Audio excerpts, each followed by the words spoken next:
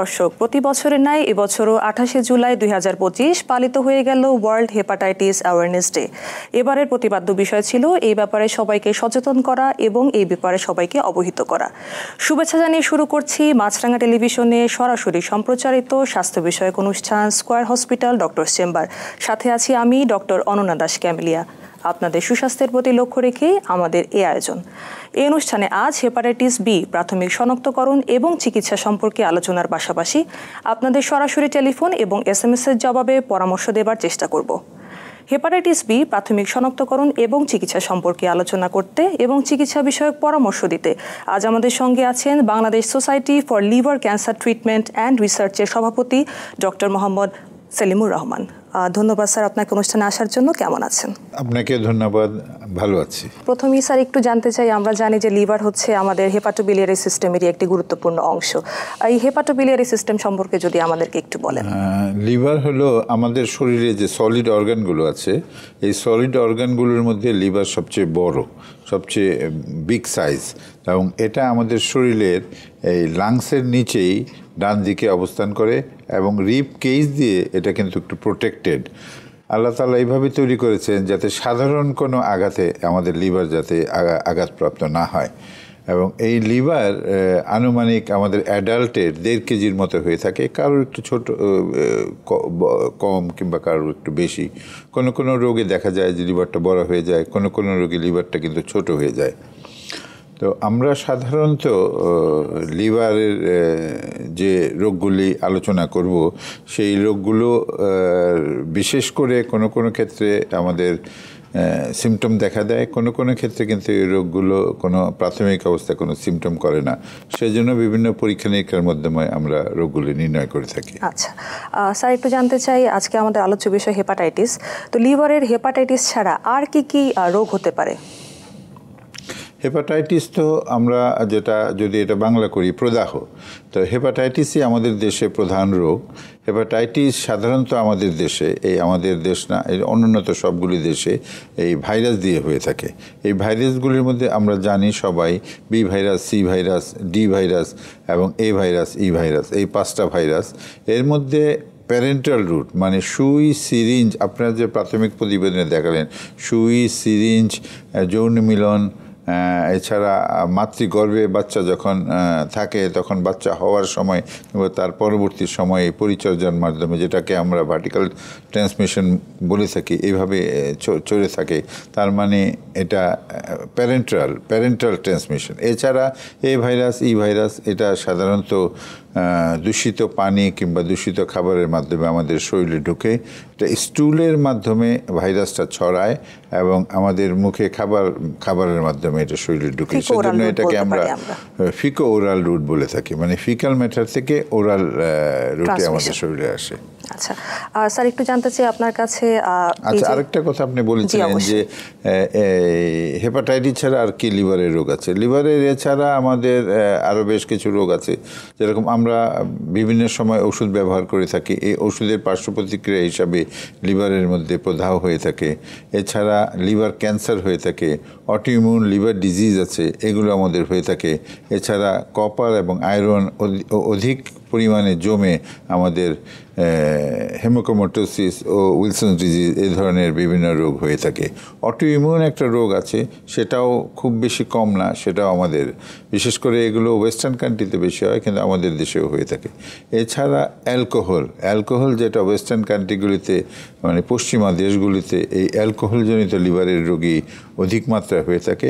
আমাদের দেশেও এই রোগের মানে অ্যালকোহলজনিত লিভারের রোগের প্রকোপ গ্র্যাজুয়ালি ইনক্রিজিং, মানে আস্তে আস্তে বাড়ছে। আচ্ছা স্যার, একটু জানতে চাই যে হেপাটাইটিস বি, এটার ইনসিডেন্স বা প্রিভ্যালেন্স রেট বাংলাদেশের পার্সপেক্টিভে কেমন? বাংলাদেশে আমরা যখন ছাত্র ছিলাম তখন এটার প্রিভ্যালেন্স এটা ছিল হেপাটাইটিস বি আনুমানিক 10% মতো ক্যারিয়ার রেট ছিল, কিন্তু আমরা একটা স্টাডি বেশ কয়েক বছর আগে করেছিলাম, সেখানে আমরা পেয়েছিলাম 5.6%। সেটা ঢাকার অদূরে সাভারে একটা স্টাডিটা করেছিলাম আমরা। এছাড়া এখন তো আপনি জানেন ইপিআই এর মধ্যে এই ভ্যাকসিনেশন ইনক্লুডেড, এবং লোকরা আমাদের পপুলেশন অনেক সচেতন হয়েছে, তারা বি ভাইরাসের ভ্যাকসিন নেন।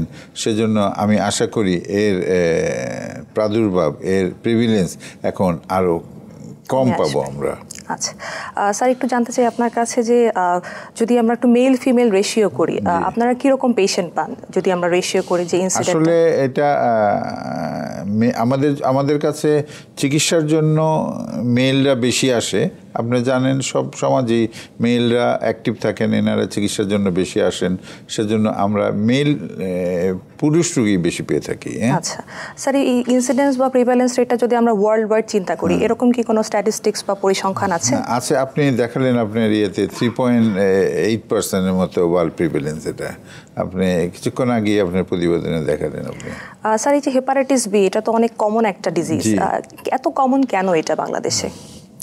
আসলে এই যে আমাদের দারিদ্রতার কারণে এই যে ভ্যাকসিনটা আসলে আবিষ্কার হয়েছে বেশ অনেক বছর আগে।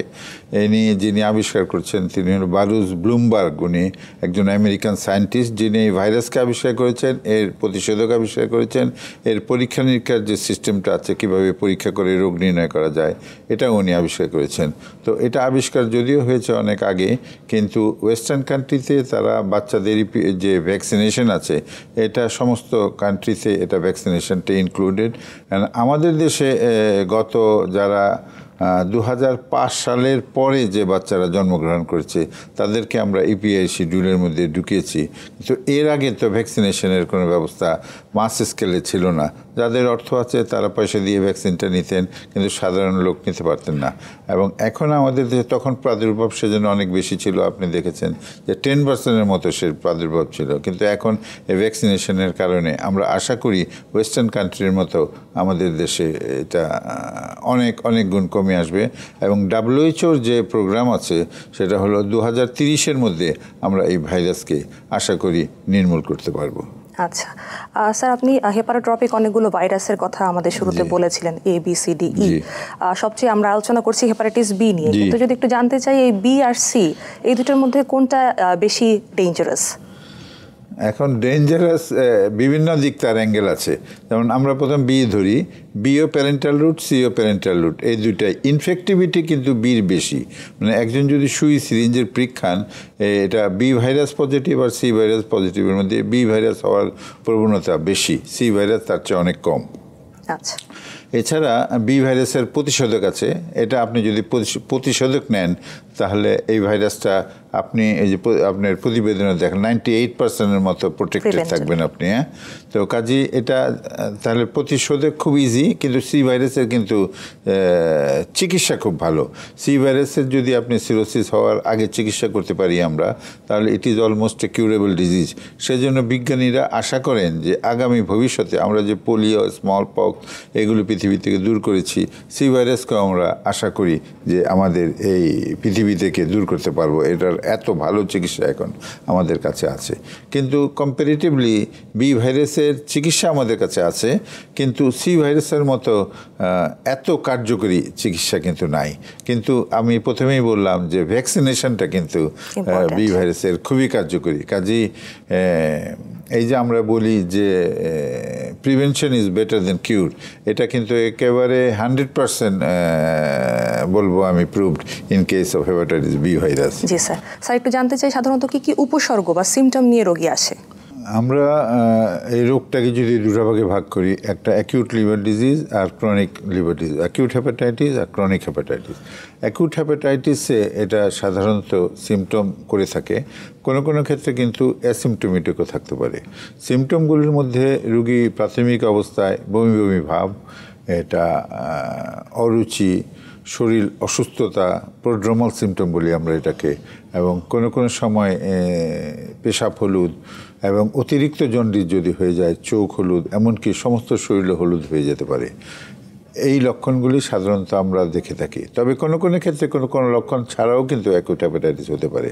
আর ক্রনিক লিভার ডিজিজ যদি আমরা বলি ক্রনিক হেপাটাইটিস, তাহলে এর লক্ষণ একটু ভিন্ন। সেখানেও জন্ডিস হতে পারে, হালকা জন্ডিস হয়, সেখানে অত বেশি জন্ডিস সাধারণত প্রাথমিক অবস্থা হয়।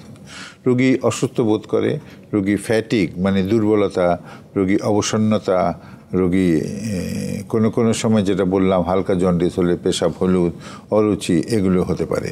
তবে ক্রনিক লিভার ডিজিজ সাধারণত পরীক্ষা নিরীক্ষার মাধ্যমে নির্ণয় করতে হয়। আচ্ছা স্যার, একটু জানতে চাই, যখন আমরা হেপাটাইটিস বি ডায়াগনোসিস করতে চাই সাধারণত কিছু বায়োকেমিক্যাল ইনভেস্টিগেশন করে থাকি।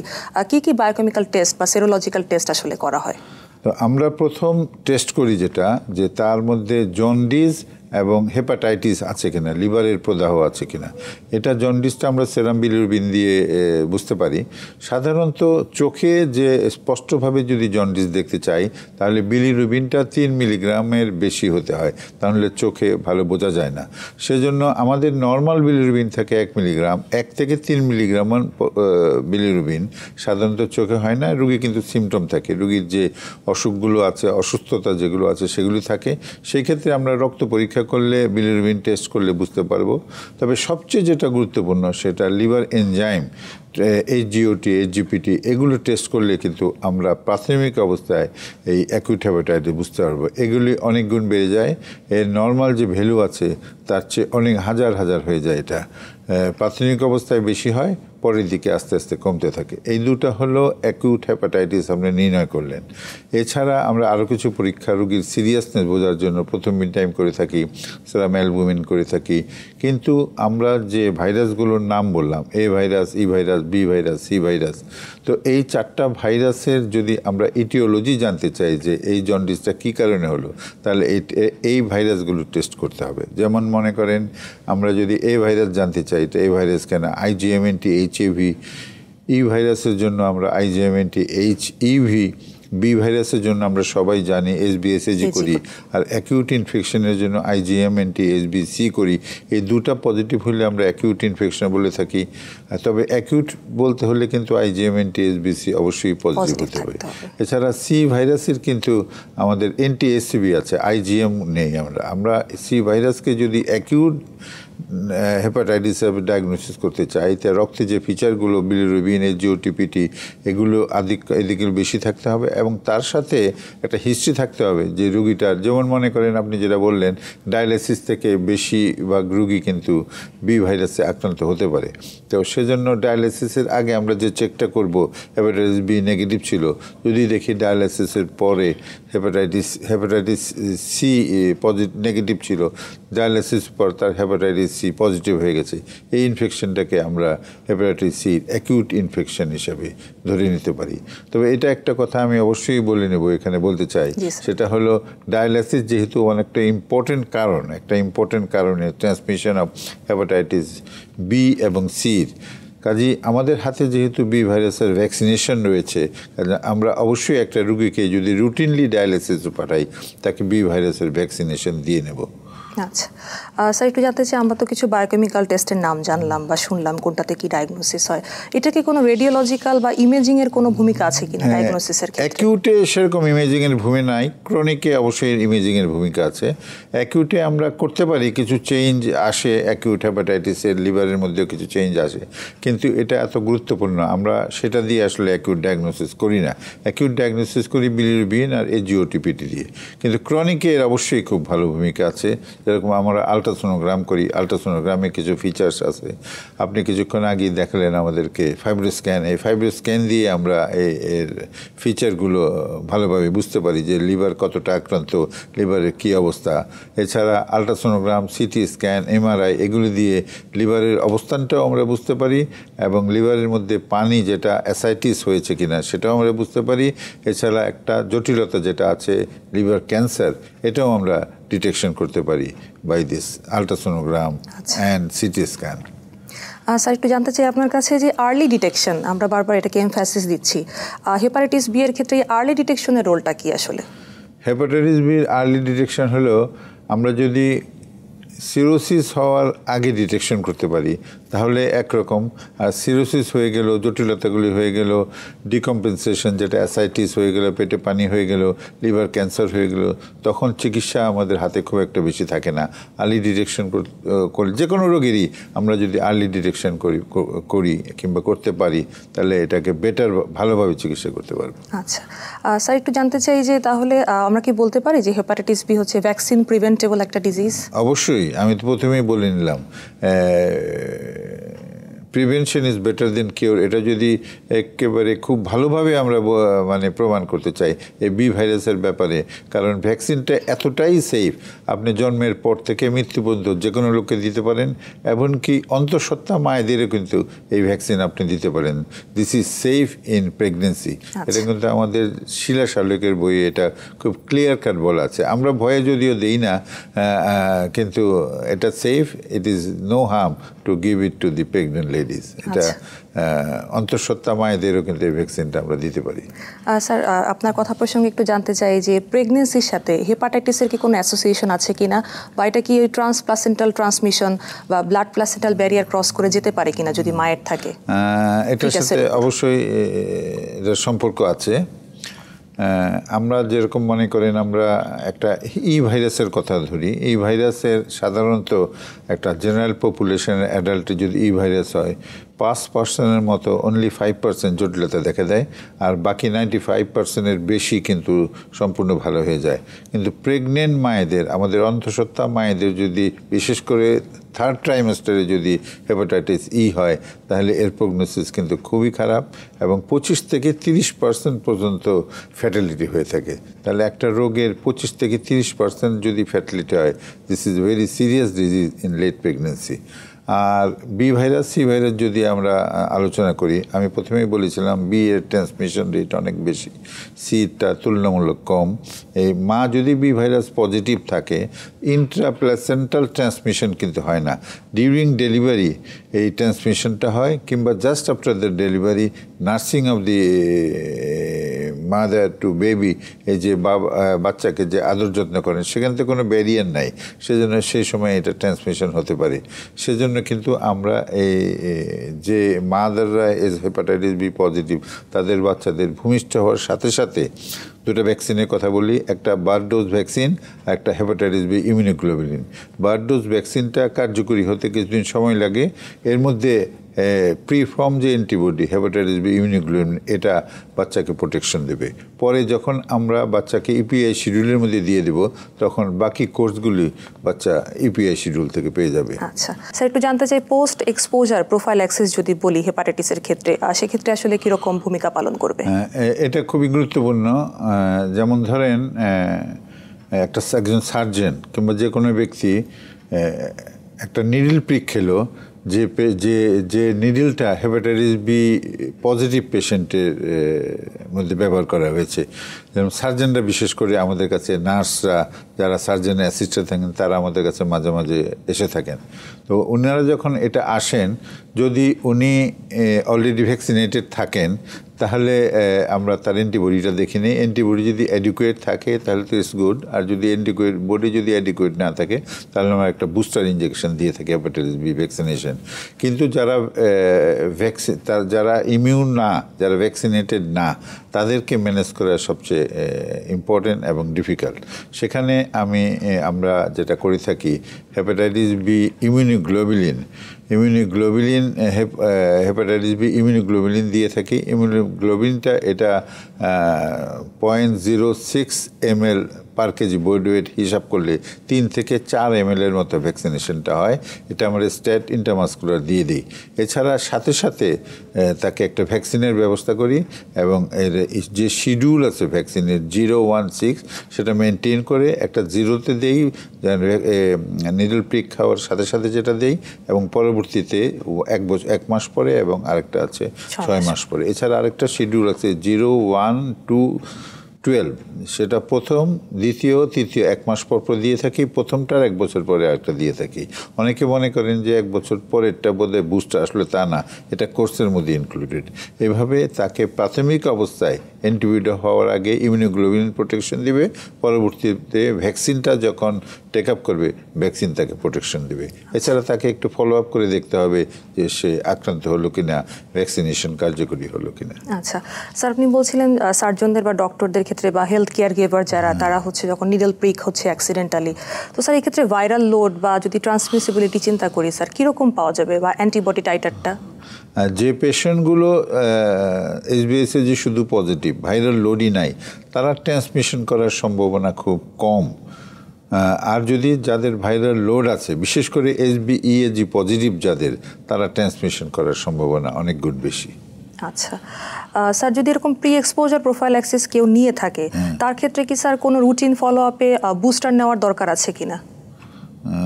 যদি আমি একটু আবার বুঝতে চাই, যারা প্রি এক্সপোজার প্রোফাইল্যাক্সিস এর ডোজ কমপ্লিট করেছে তারা কি কখনো বুস্টার নেওয়ার কোনো প্রয়োজনীয়তা আছে কিনা? আচ্ছা, বুস্টার আসলে ন্যাশনাল লেভেলে আমরা যে ভ্যাকসিন করি সেখানে বুস্টারের কথা বলি না। যে ইন্ডিভিজুয়ালের ক্ষেত্রে আমাদের কাছে যারা রোগীরা আসে তাদেরকে অ্যান্টিবডি আমরা টেস্ট করি। অ্যান্টিবডি যদি 10 ইউনিটের বেশি থাকে তাহলে কোনো কিছু নেওয়ার দরকার নেই, আর যদি 10 ইউনিটের কম থাকে তাহলে তাদেরকে আমি বুস্টার দিয়ে থাকি। যদি একদমই কম থাকে, যদি অ্যান্টিবডি না তৈরি হয়ে থাকে, তাদেরকে আবার রিভ্যাকসিনেশন, ফ্রেশ ভ্যাকসিনেশনের কথা বলে থাকি। আচ্ছা স্যার, জনমনে একটা মিথ প্রচলিত আছে যে হেপাটাইটিস একটা ছোঁয়াচে রোগ বা কন্টাজিয়াস রোগ, এটা সম্পর্কে স্যার যদি একটু বলেন। ছোঁয়াচে কন্টাজিয়াস কথাটা ঠিক আছে, কিন্তু কিভাবে ছোঁয়াচে সেটা আসলে আমাদের জানতে হবে। আপনি আপনার প্রাথমিক প্রতিবেদনে এটা দেখিয়েছেন যে হেপাটাইটিস বি, সি একরকমভাবে ছড়ায়, এই অন্যরকমভাবে ছড়ায়। তো আমরা যদি এর কথা বলি তাহলে আমরা বিশুদ্ধ খাবার খাবো, আমাদের স্যানিটারি কন্ডিশন, স্যানিটেশন ব্যবস্থার উন্নতি করতে হবে। আমরা যখন পানি খাবো, পানি ফুটিয়ে খাবো, এইভাবে আমরা এই থেকে প্রোটেক্টেড থাকতে পারি। কিন্তু বি আর সি এটা প্যারেন্টাল রুটে ট্রান্সমিশন হয়, তাহলে আমাদেরকে প্যারেন্টাল রুটকে ইন্টারসেপ্ট করতে হবে। যেরকম হেপাটাইটিস বি যেটা আপনি বললেন, যদি কেউ পজিটিভে আক্রান্ত হয় কিংবা নিডল প্রিক খায়, তাহলে প্রি এক্সপোজার যে সিস্টেমগুলো আছে, আমি যে ইমিউনোগ্লোবুলিন ভ্যাকসিনেশন কথা বললাম, সেভাবে প্রোটেকশন নিতে হবে। এবং যারা এক্সপোজ, কিংবা আমি বলবো সবাইকেই হেপাটাইটিস বি ভ্যাকসিন নিতে হবে। এবং সি, যেরকম মনে করেন যে একজন এন্ডোস্কোপি করবে কিংবা রক্ত নেবে, তাকে অবশ্যই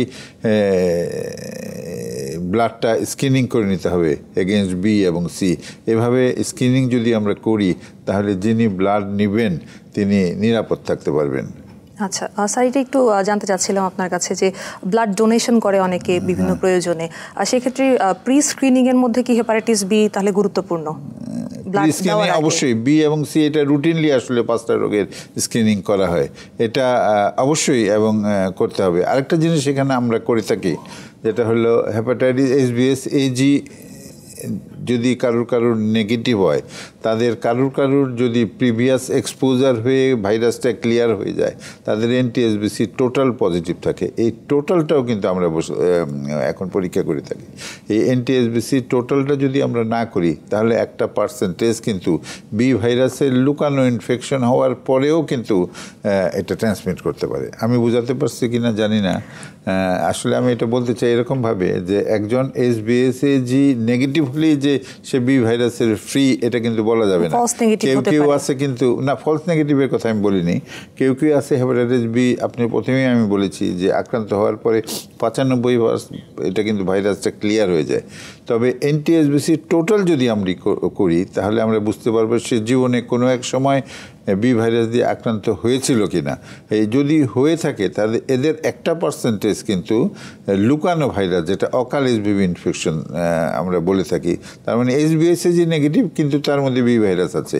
এদের থেকে প্রোটেকশনের জন্য আপনাকে কিন্তু স্ক্রিনিংয়ের আগে NTSBC টোটাল করে নিতে হবে। ভালো ভালো জায়গায় কিন্তু এখন NTSBC টোটাল করা হয়ে থাকে। যারা NTSBC টোটাল পজিটিভ হয় তাদের রক্ত কিন্তু নেওয়া হয় না। আচ্ছা, খুব গুরুত্বপূর্ণ একটি ইনফরমেশন জানতে পারলাম। একজন দর্শক একটু কানেক্টেড হতে চাচ্ছেন, আমরা একটু কলটি রিসিভ করে আসি। হ্যালো দর্শক, নাম বলে সংক্ষিপ্ত আকারে প্রশ্নটি করুন। আসসালামু আলাইকুম। ওয়ালাইকুম আসসালাম। ঢাকা থেকে। জি বলুন, আমরা শুনছি। আমি জানতে চাচ্ছি হেপাটাইটিস ক্ষেত্রে কোনো নির্দিষ্ট বয়স আছে কি, যে বয়সের মধ্যে হবে? জি ধন্যবাদ দর্শক আমাদের সাথে থাকার জন্য। আমরা আলোচনা করছি আপনি আপনার প্রশ্নটা নিয়ে। স্যার, আমাদের দর্শক জিজ্ঞাসা করেছেন যে ভ্যাকসিন যে আমরা নেওয়ার কথা বলছি প্রি এক্সপোজার প্রোফাইল্যাক্সিসের, এটা নির্দিষ্ট কোনো বয়স সীমা আছে কিনা? আমি প্রথমেই কিন্তু বলেছি এই ভ্যাকসিনটা এত সেফ, এত কার্যকরী যে জন্মের পর থেকে আমরা মৃত্যু পর্যন্ত যে কোনো সময় নিতে পারি না। স্যার, এটা কোনো এজ লিমিট আসলে নাই? কোনো এজ লিমিট নেই এটা। ইভেন আমি বলেছি এতই সেফ যে এটা প্রেগনেন্ট মায়েরাও কিন্তু, অন্তঃসত্ত্বা মায়েরাও এই ভ্যাকসিন নিতে পারেন। দর্শক অসংখ্য ধন্যবাদ। আশা করছি আপনি আপনার প্রশ্নের উত্তরটি পেয়েছেন। স্যার, এক্ষেত্রে আসলে যখন একটা পার্সন হেপাটাইটিস বিতে আক্রান্ত হচ্ছে, তার কনজারভেটিভ ম্যানেজমেন্টটা কীরকম হয়? অ্যাকিউট হেপাটাইটিস যদি বলেন, তাহলে আমি বলেছি যে এদের হেপাটাইটিস এর তো মোর দেন 99%ই সম্পূর্ণ ভালো হয়ে যায়। হেপাটাইটিস ইর বলেছি 95%-এর বেশি ভালো হয়ে যায়। কাজে এদেরকে কিন্তু স্পেসিফিক কোনো চিকিৎসা করার প্রয়োজন নেই, তাদেরকে সাপোর্টিভ চিকিৎসা, কনজারভেটিভ চিকিৎসা দিতে হবে। যেরকম রুগী যদি খেতে না পারে, তাহলে তাকে স্যালাইন দিতে হবে। কারণ যদি আপনি লোকটা অনেক ঘন্টা যদি না খেয়ে থাকেন, সারাদিন যদি না খেয়ে থাকেন, তার কিডনি শাটডাউন হতে পারে, তাকে আইভি ফ্লুইড দিতে পারেন। আর যদি রুচি মোটামুটি থাকে, তাহলে আইভি ফ্লুইডের কোনো প্রয়োজন হয় না, তাকে সুষম খাদ্য তাকে দিতে হবে। এটা দিব না, এটা দিব না, এটা প্রয়োজন নেই। তবে তাকে বিশুদ্ধ খাবার দিতে হবে, পানিটা ভালো দিতে হবে, খাবার সুষম খাবার দিতে হবে। এইভাবে তাকে ম্যানেজ করতে হবে। যদি তার বমি থাকে, তার বমির ওষুধ দিয়ে ম্যানেজ করতে হবে। যদি তার জ্বর থাকে, জ্বরের ম্যানেজমেন্ট তাকে দিতে হবে। এইভাবে সিমটোমেটিক চিকিৎসা দিতে হবে এবং তাকে নিউট্রিশন দিতে হবে। এবং তার যে বাওয়েলটা, মানে এই যে কোষ্ঠকাঠিন্য যেন না থাকে, সেটার ব্যবস্থা করতে হবে। এভাবে যদি আমরা ম্যানেজ করতে পারি, তাহলে একটা সময় পরে এই হেপাটাইটিস এ ভাইরাস এবং ই ভাইরাস এটা ভালো হয়ে যাবে। এটাকে আমরা বলি যে মেয়াদি রোগ, মানে একটা মেয়াদের পরে এটা অটোমেটিক ভালো হয়ে যায়। আসলে এটা যে বেশিরভাগ ক্ষেত্রে মেয়াদি রোগ, এই অ্যাডভান্টেজটাই কিন্তু ঝাড়ফুঁক যারা করে তারা নিয়ে থাকে। কারণ রোগটা তো ভালো হয়ে যাবে মেজরিটি কেসে, সেখানে সে এটা দেয়, মালা দেয়, সেটা দেয়, এটা দেয়, এটা দিয়ে তার ক্রেডিটটা নেয়। আসলে এটা আমাদের সাপোর্টিং চিকিৎসা দিলেই কিন্তু রোগীটা আস্তে আস্তে ভালো হয়ে যাবে। তবে বি ভাইরাস এবং সি ভাইরাস এটা ভিন্ন। এটা সি ভাইরাসের বেশিরভাগ ক্ষেত্রে কিন্তু ক্রনিক হয়ে যাবে, 85% রোগী কিন্তু ক্রনিক হয়ে যাবে। কিন্তু বি ভাইরাসের ক্ষেত্রে অ্যাডাল্টে 95%-এর মতো সম্পূর্ণ ভালো হবে, কিন্তু 5% ক্যারিয়ার হবে। এদেরকে সাবসিকুয়েন্টলি কিন্তু চিকিৎসার আওতায় আনতে হবে। কিন্তু উল্টো কথা হলো, যদি যারা প্যারেন্টাল ট্রান্সমিশন হয়, পজিটিভ মাদার থেকে যে বাচ্চাটা ইনফেক্টেড হয়ে যায়, তাদের কিন্তু 95%-ই ক্রনিক লিভার ডিজিজ হবে। কাজে তাদেরকে ম্যানেজ করা এবং তাদেরকে প্রিভেন্ট করা কিন্তু খুবই জরুরি। কারণ বাচ্চারা যদি hepatitis B 95% chronic liver disease হয়ে যায়, তাহলে পরবর্তীতে আমি বলেছি যে সি ভাইরাসের যত ভালো চিকিৎসা আছে, সি ভাইরাস কিন্তু চিকিৎসা ভালো আছে, কিন্তু difficult to treat hepatitis B then C. কাজে তাদেরকে অবশ্যই প্রোটেকশন দিতে হবে, যাতে তারা জন্মের পর বি ভাইরাসে আক্রান্ত না হয়। আচ্ছা স্যার, আপনি বলেছিলেন যে কিছু কিছু ক্ষেত্রে তো অ্যাসিমটোমেটিকও থাকে, আর কিছু কিছু হচ্ছে স্যার ক্রনিক ক্যারিয়ার স্টেটে চলে যায়। সো যখন এই ক্রনিক ক্যারিয়ার স্টেটে চলে যায়, তখন কি আসলে নর্মাল লাইফস্টাইল লিড করা সম্ভব? ক্রনিক ক্যারিয়ার আসলে সি ভাইরাস যদি ধরেন, এদের তো কোনো সিমটমই থাকে না। 18-19 বছর 20 বছর পর্যন্ত তাদের কোনো সিমটম থাকে না। 20 বছর পরে তারা ক্রনিক লিভার ডিজিজের যে সিমটমগুলি সেগুলি মানে দেখা দেয়। সেজন্য রুটিনলি যদি আমরা কোনো রুগীকে একটা লিভার ফাংশন টেস্ট করি, যদি এর মধ্যে অ্যাবনর্মাল লিভার ফাংশন পাই, তাহলে এদেরকে বি ভাইরাস, সি ভাইরাস আমরা কিন্তু টেস্ট করে থাকি সাধারণত। যদি সি ভাইরাস আমরা নির্ণয় করতে পারি before the development of cirrhosis, তাহলে আমি বলেছি যে এত ভালো চিকিৎসা আছে যে আমরা সম্পূর্ণ কিউর করে ফেলতে পারি। বি ভাইরাসের ব্যাপারেও যেটা একটু ডিফিকাল্ট, যে বি ভাইরাসের কিন্তু একটা ফিক্সড টাইম না, বেশিরভাগ ক্ষেত্রে রোগীকে কিন্তু ওষুধটা কন্টিনিউ করতে হয়। সেজন্য আসলে আমাদের সম্পূর্ণ সব ক্ষেত্রে হয়তো কিউর হয় না, কারণ ওষুধটা বন্ধ করলে কোনো কোনো ক্ষেত্রে দেখা যায় রিল্যাপস হয়। তবে কোনো কোনো ক্ষেত্রে ওষুধটা বন্ধ করেও কিছু নিয়ম কারণ আছে, ওষুধটা বন্ধ করার পরেও অবজারভেশন রেখে দেখা যায় ওইগুলি ভালো আছে এবং বেশ ভালো আছে। আচ্ছা স্যার, একজন দর্শক একটু কানেক্টেড হতে চাচ্ছেন, আমরা একটু কলটা রিসিভ করে আসি। হ্যালো দর্শক, আপনার নাম বলে সংক্ষিপ্ত আকারে প্রশ্নটি করুন। আমার নাম মোহাম্মদ উজ্জ্বল খান। জি বলুন, শুনছি। আমি ঢাকা মগবাজার থেকে বলছিলাম। আমার ওয়াইফের এইচআইভি পজিটিভ, তো এটার চিকিৎসা আমরা কোথায় গেলে ভালো চিকিৎসা পাবো এবং ভালো চিকিৎসকের পরামর্শ পাবো? ধন্যবাদ দর্শক, আপনার কোশ্চেনটা খুবই সুন্দর এবং সাধারণত মানুষের এটাই জানা দরকার। আপনার এইচবিএসএজি পজিটিভ ধরা পড়েছে, আপনি এখন কি করবেন? তো একটা কথা বলে রাখি যে এইচবিএসএজি পজিটিভ আমরা যে টেস্টগুলি করি, প্রিলিমিনারি স্ক্রিনিং টেস্ট যেগুলো আমরা করি সেখানে কিন্তু 15% মতো, আনুমানিক 15% মতো ফলস পজিটিভ হয়। তাহলে আপনি প্রথমেই করবেন কি, যে আপনি HbA1c সত্যি সত্যি পজিটিভ, এটা এলিজা কিংবা কনফার্মেটরি টেস্ট করে আপনি দেখে নেবেন HbA1c পজিটিভ। পরবর্তীতে আমরা যে জিনিসটা করা উচিত সেটা এই HbA1cটা আপনার অ্যাক্টিভ কিনা, এই রোগীটা সক্রিয় কিনা, যে এই ভাইরাসটা যদি সক্রিয় থাকে, লিভার ফাংশন খারাপ থাকে, যদি রোগীর মধ্যে জটিলতা থাকে, অবশ্যই আপনাকে ইমিডিয়েটলি চিকিৎসার ব্যবস্থা করতে হবে। এবং এই চিকিৎসাটা আপনি সরকারিভাবে করতে পারেন এবং বেসরকারিভাবে করতে পারেন। আপনার অর্থনৈতিক অবস্থার উপর যেটা আপনার জন্য ভালো হয়, আপনি সেভাবে একজন লিভার বিশেষজ্ঞ কিংবা সরকারি যে হেপাটোলজি ডিপার্টমেন্ট আছে সেখানে আপনি যেয়ে আপনার চিকিৎসা নিতে পারেন। ধন্যবাদ। অসংখ্য ধন্যবাদ দর্শক আমাদের সাথে থাকার জন্য এবং কল দেওয়ার জন্য। আশা করছি আপনি আপনার প্রশ্নের উত্তরটি পেয়েছেন। স্যার, আমরা যখন রুট অফ ট্রান্সমিশন নিয়ে আলোচনা করছিলাম, আপনি স্যার বলছিলেন যে ড্রাগ অ্যাবিউজ যারা করে বা ট্যাটু মেকিংয়ের সময় নিডল প্রিকিং হয়, সেক্ষেত্রে হেপাটাইটিস বি এর চান্স বা ট্রান্সমিসিবিলিটিটা বেড়ে যায়। এটা সম্পর্কে স্যার যদি একটু বলেন। এটা যে বি ভাইরাস দুটাই তো প্যারেন্টাল রুটে হয়, যদিও বলেছি আমি বি ভাইরাস বেশি ট্রান্সমিশন হয়। তো দেখবেন আপনি যারা ড্রাগ এডিক্ট তারা যে একটা নিডিল নিয়ে একসাথে সিরিঞ্জের মধ্যে ভরে কিছু কিছু করে ওরা খুব বন্ধুত্ব তাদের মধ্যে বেশি, তারা একসাথে বসে শেয়ার করে করে একই নিডিল দিয়ে নেয়। This is very dangerous. এটা কিন্তু ট্রান্সমিশনের একটা মেইন রুট। এছাড়া টাটুইং, অবশ্যই আমরা যদিও টাটুইং অতটা পপুলার না, তবে আমি এখানে একটা জিনিস বলতে চাই যে টাটুইং পপুলার না হলেও এই নাক ফোড়ানো এবং কান ফোড়ানো যে আমরা করে থাকি, এবং এই যে ছেলেদের বাচ্চাদের সার্কামসিশন মুসলমানই করে থাকি, এটা অবশ্যই হাইজেনিক ওয়েতে, স্টেরাইল ওয়েতে করতে হবে। আমরা নাক ফোড়ানো, কান ফোড়ানো এবং এই যে আপনার ছবিতে দেখিয়েছেন নেইল কাটারের ব্যবহার, সেগুলো অবশ্যই আমরা কেয়ারফুল থাকবো এবং এগুলি দিয়ে যাতে ট্রান্সমিশন না হয় এটা আমাদের মধ্যে অবশ্যই রাখতে হবে। আমরা দেখেছি একটা স্টাডিতে, these are also one of the important source of transmission. আচ্ছা স্যার, আমরা তো কনজারভেটিভ ম্যানেজমেন্ট নিয়ে কিছুক্ষণ আলোচনা করলাম। একটু জানতে চাই, যখন এই যে সিরোসিস অফ দ্য লিভার হচ্ছে বা যখন সিএলডি অনেক আর্লি স্টেজে ধরা পড়ছে না, সেক্ষেত্রে কি কোনো স্যার সার্জিক্যাল ইন্টারভেনশনের রোল আছে? আচ্ছা, সার্জিক্যাল ইন্টারভেনশন করবেন আপনি যখন প্রয়োজন হয় সার্জারি। কখন প্রয়োজন হবে? যদি আপনার একটা টিউমার হয়ে যায় লিভারের মধ্যে, তাহলে এটা সার্জিক্যাল ইন্টারভেনশন, রিসেকশন থেকে শুরু করে ট্রান্সপ্ল্যান্ট পর্যন্ত লাগতে পারে। এছাড়া লিভারটা যখন ডিকম্পেনসেটেড সিরোসিস হয়ে যায়, মানে পেটে পানি চলে আসে, অ্যাডভান্স লিভার ডিজিজ হয়ে যায়, এর কিছু ক্রাইটেরিয়া আছে, তখন আপনাকে চিকিৎসা করলে সে কিন্তু সম্পূর্ণ ভালো হবে না।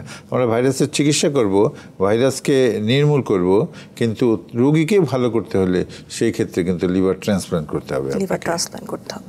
আচ্ছা স্যার, স্যার একটু জানতে চাই আপনার কাছে, আপনি স্যার বলছিলেন যে হেপাটাইটিস সি ভাইরাসটা কার্সিনোজেনিক, মেইনলি হেপাটোসেলুলার কার্সিনোমা করছে, এটা সম্পর্কে যদি একটু বলেন।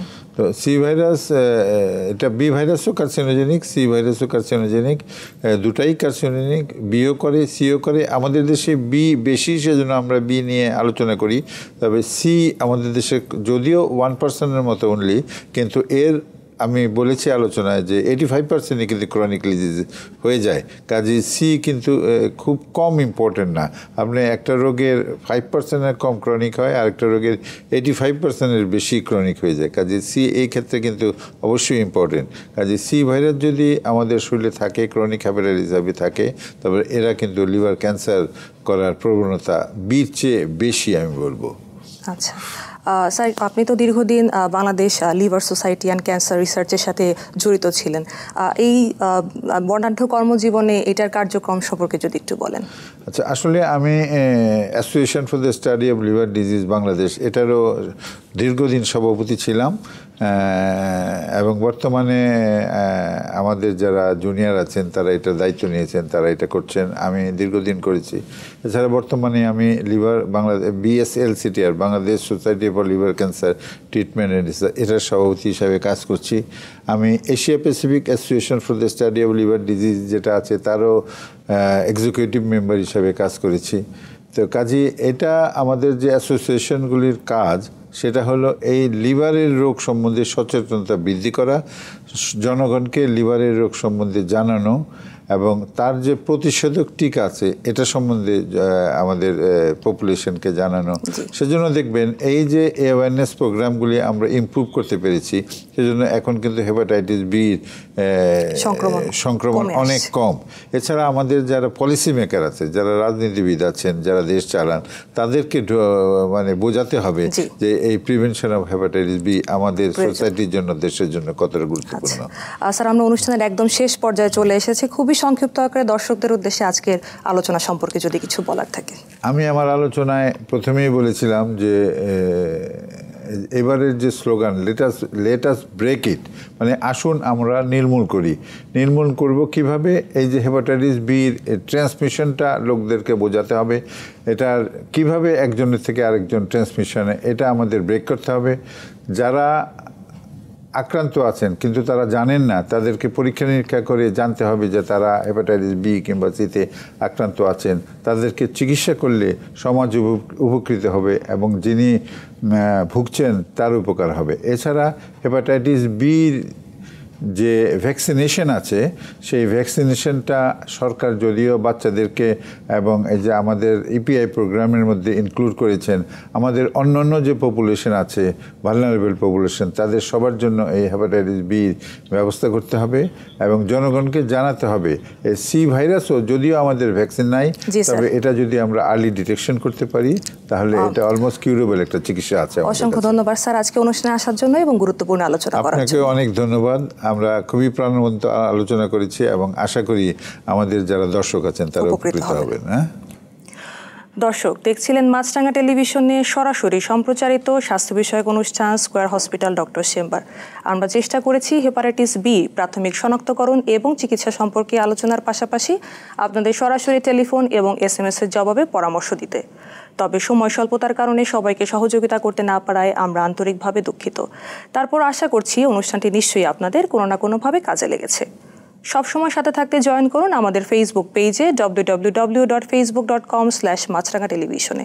আজকের মতো বিদায় নিচ্ছি। সুস্থ থাকুন, মাছরাঙার সঙ্গেই থাকুন।